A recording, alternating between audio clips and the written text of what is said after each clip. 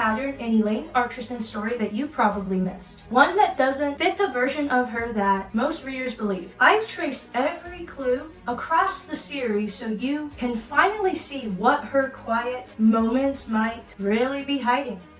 In this breakdown, you'll learn how those details could shift your view of ACOTAR's next chapter and maybe the kind of story that it's becoming. Quick disclaimer before we dive in.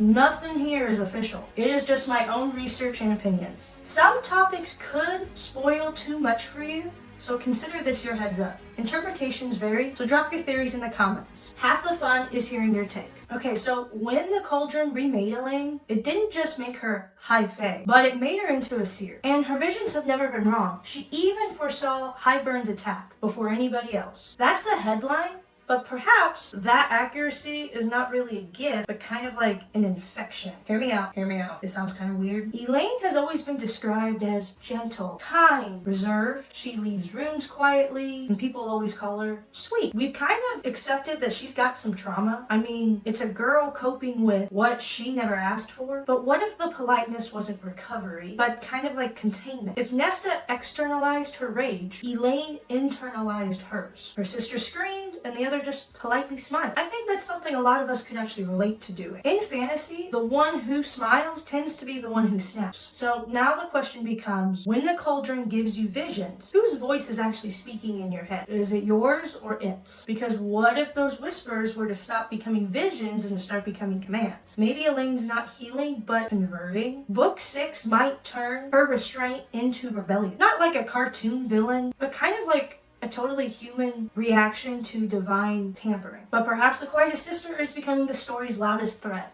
I'm not pronouncing that right. Koschei?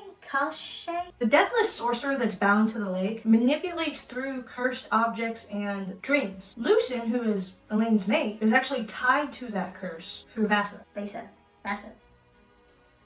And Elain, well, she's kind of proven she doesn't want any part of that. She avoids Lucien, denies the bond, and keeps her distance. That could actually be suspicious in of itself. That mate bond is supposed to be undeniable. So why does she keep denying it?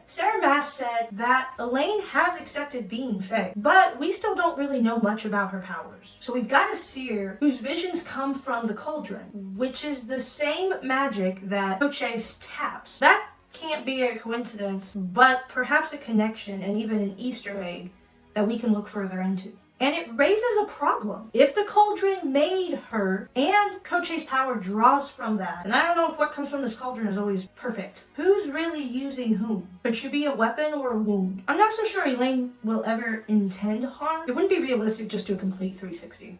Yet she still can become the match that can just light the whole system on fire. Perhaps her resistance to her mate is more instinct, not heartbreak. Because maybe deep down she feels that what's moving through her is not her. I do expect the politics and the curse network to collide. If her visions do start syncing with Koschei's influence, well then Elain would become the thread that can unravel anything. So maybe not really about malice, but inevitability. Rai warned Azriel, saying that even touching Elain could start a blood duel with Lucien. So that single line can actually reframe her role. There's some stakes that have been put in here. I mean, Elain kind of connects 3 different courts: night, day, and autumn, plus the mortal realm through Vasa. I'm settling on Vasa.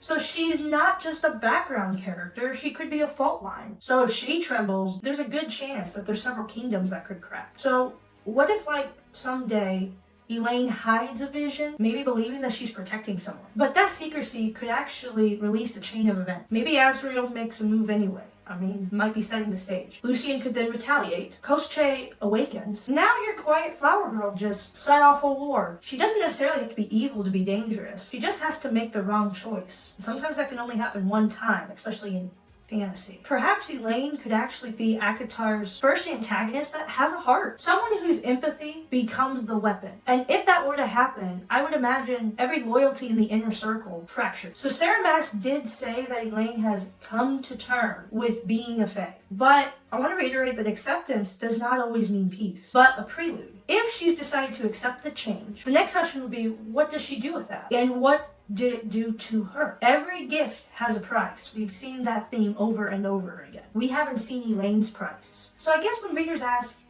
Is Elain the next villain? Maybe that's the wrong question. I think the real one would be, what happens when the kindest character becomes the most dangerous on the board? I mean, that just seems like deeper and the kind of depth that fantasy readers are asking for in books anyway. I mean, the idea that maybe she's not like this evil villain with the mustache, or even malice, but that something's gonna get twisted, she's gonna get tripped up, and that's gonna lead to disasters.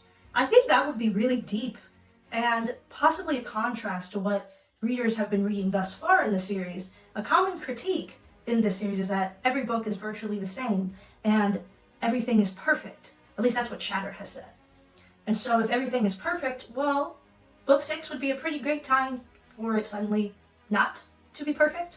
And that's what I got for you today on Fantasy Scope. I go into the latest news, deep dives, lore across popular fantasy and even some indie fantasy. And I'd love to hear any theories that I missed. I feel like it was a little general today, but I really wanted to touch on Elain's character and how that could affect other events that we would like to see in book 6. And I'll see you in the next one.